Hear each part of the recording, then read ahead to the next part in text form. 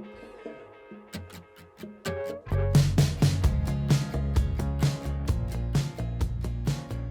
this video, we're going to revisit the 2024 VW Taos, this time with all-wheel drive, and there's some mechanical changes here compared to our last front-wheel drive only video, which we're going to talk about in the shop. Last year, we gave Volkswagen the Stale Bread Award, and that's because we felt given the amount of money the company makes and the amount of resources and talent they have, they seem like they've been phoning in a lot of their commodity products. They've fallen behind a lot of their competitors, and the Taos is a good example of how you do a lot of things right because, to be fair, it is almost a half a generation old.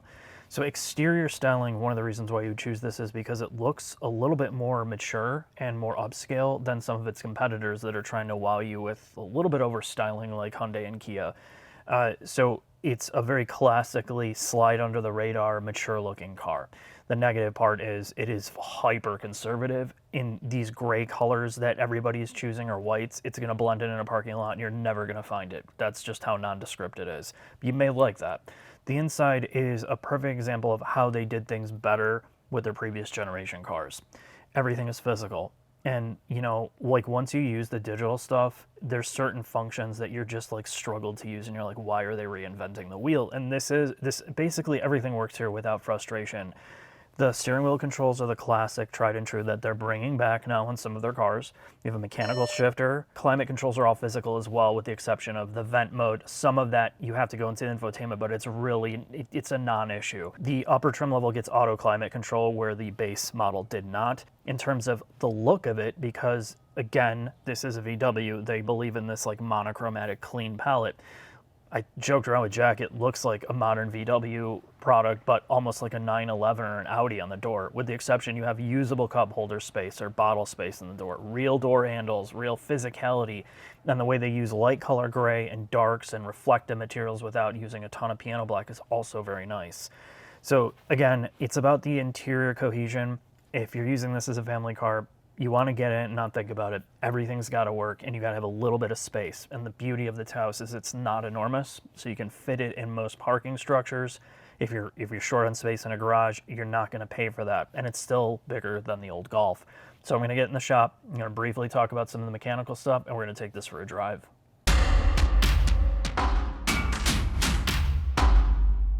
I'm here risking myself, putting myself at great danger standing under the Taos so you and your significant other don't have to. What I'm bringing you is the Taos, made in Puebla, Mexico. And the big difference between this and the front-wheel drive variant is you get two things. You get an independent rear suspension, which is superior to the torsion beam version that we saw in the previous car. And that means it's going to dynamically handle a little bit better and also ride better for the passengers in the back seat. So if you have 6 car seats back there, then you know your kids are going to be happy. If you're making love in the back seat, things are going to be a little bit more stable when you're experiencing lateral G-force. The other thing that this has is all-wheel drive, and that's a big complaint we had in the front-wheel drive variant of the Taos. It was a little bit messy to drive. And now, in inclement weather, you're going to terrorize your neighborhoods and local school zones. The other thing that this adds is a dual-clutch transmission, something we didn't have in the front-wheel drive variant, which makes the driving experience a bit more snappy. And we're going to find out when we take this for a drive if it's improved some of the latency we experienced in the drivetrain. You get a standard engine, 1.5-liter 4-cylinder turbo, and this is built on MQB-A1, a modular architecture that VW's used across the board. But Jack and I are going to take this out for a drive, and let's enjoy ourselves, shall we?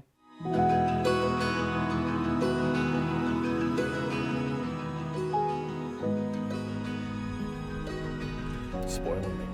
Taos Sport Mode DCT all-wheel drive.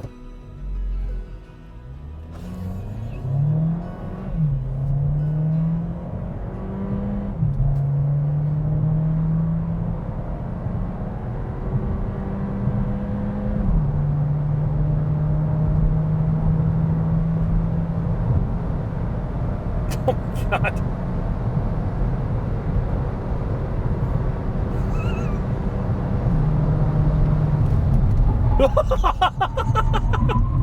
Fucking maniac.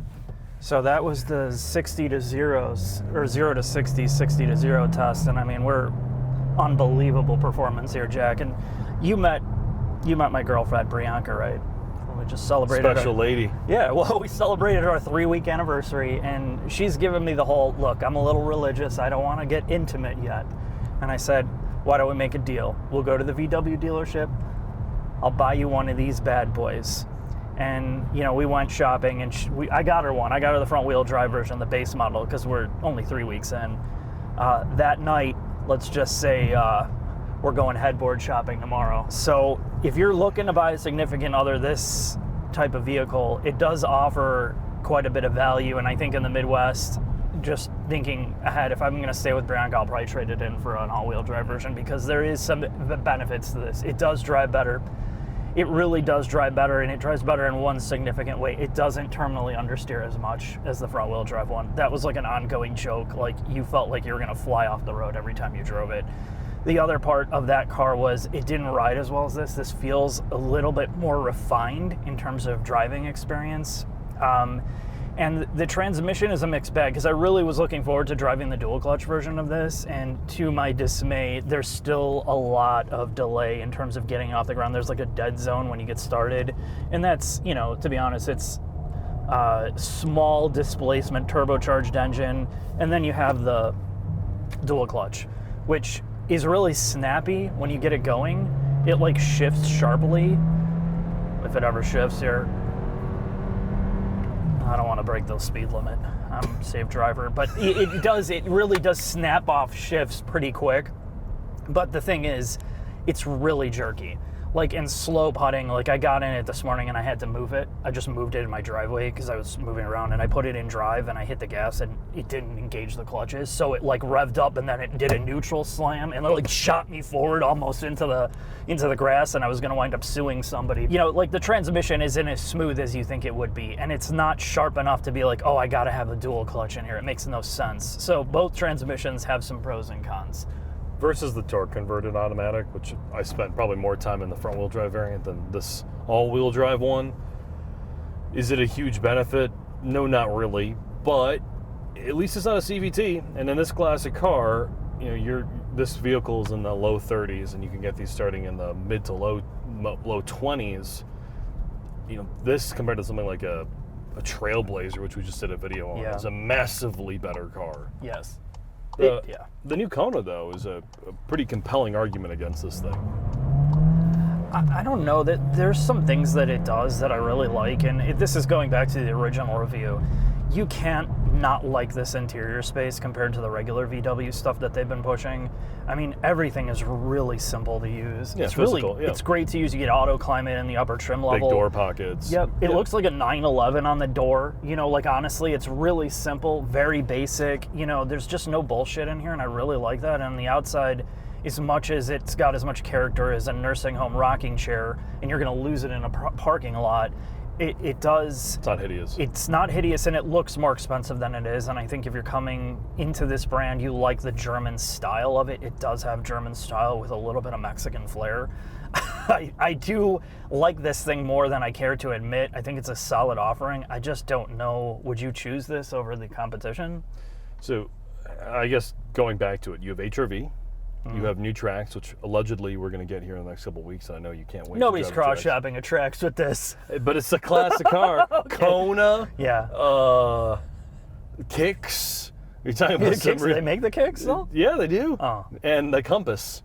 Oh, okay. Well, that just narrowed the playing field a little bit. Yeah, so you're really going to look at the Compass. You're going to look at this. No, you're going to look at this thing, of course. Yeah. And you're going to look at the HRV. I mean, this is solid. I mean, to be fair, the Corolla Cross is in there, too. Ooh, yeah, the Corolla Cross. Can't forget about that bad boy. But, I mean, you know what I mean? Like, you're probably going to put that on there like HRV in this.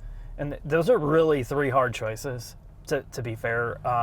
The other thing, too, is this is supposed to kind of replace the Golf, like the regular Golf. This is a depressing statement. But, I mean, at the same time, do you think it's better than a base Golf for somebody that's actually using it for family? There's more space. Marginally. Rides better. It's quieter a little bit. I think that the regular Golf as a front-wheel drive vehicle doesn't have a torsion beam. It's a multi-link rear end. It's not MQB A1, the poverty variant. Yeah, I guess, yeah.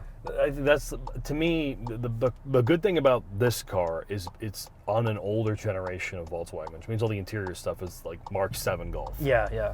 con of it is, in some ways, it's an old architecture, and the fact that it comes with a torsion beam for the variant most people are getting. Is the all-wheel drive better driving? Yes. Is it worth $34,000? Probably no. So I think your purchase for your 3-week girlfriend was the right move to get her the torsion beam front-wheel drive variant. Yes, it understeers, but it is a hell of a lot cheaper, and you still maintain this interior space, and it's really no slower. Let's get into the final thoughts, Jack. I can't wait, Mark. Final thoughts on the VW Taos. Now, just the short and sweet. I know this was a very quick video, and it just by its nature should be. We already covered this car, but here's the takeaway. If you're really looking to use this as an all-weather car and you're in snow, wet, choose the all-wheel drive variant. It's not that much more, and it fixes some of that like terminal understeer, namely in the wet. In the wet, with the front-wheel drive car, you'll be turning and the thing's just going, you know, constantly leaning on the stability control. So this fixes that dynamically. It drives a little bit better. It feels more stable is the main thing. Other than that, really, there's only one other mechanical or two mechanical differences. This does definitely ride better in the back seat. So if you put passengers in the back, you want this version because of the suspension change. And the dual clutch, again, is a blessing and a curse. I had a problem with the automatic on this car, and I also have a problem with the dual clutch. The dual clutch is a little bit more snappy and more alive, but there's more lag when you're getting going and more stuttering by its very nature. So again, these are two cars you're going to want to drive both and see which one you can tolerate, and if you want to spend the more money for the all-wheel drive version. This is an excellent executed Volkswagen because it is very cohesive, it's honest about what it is, and the usability is not sacrificed as a family vehicle.